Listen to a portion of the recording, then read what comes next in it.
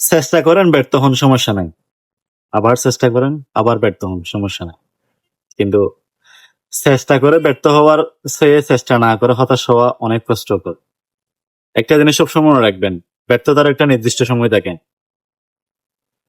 যে নির্দিষ্ট সময়ের পর ব্যর্থতাও আপনার সাফল্যে রূপান্তরিত হবে। তাই জীবনে কখনোই হতাশ হবেন না, জীবনে কখনোই হাল ছেড়ে দিবেন না।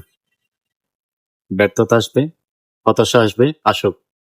একবার ব্যর্থ হয়েছেন, দুইবার ব্যর্থ হয়েছেন, তিনবার ব্যর্থ হয়েছেন, সমস্যা নেই। আপনি ব্যর্থ হচ্ছেন, আবার উঠে দাঁড়ান। আপনি ব্যর্থ হচ্ছেন, আবার ঘুরে দাঁড়ান। আপনি ব্যর্থ হচ্ছেন, আবার উঠে দাঁড়ান। নতুন করে আবার শুরু করেন। দেখবেন যে সবকিছুই ঠিকঠাক হচ্ছে।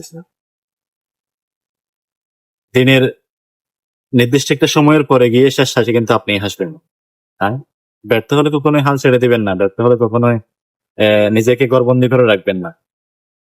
ব্যর্থতা আসুক, সমস্যা নাই।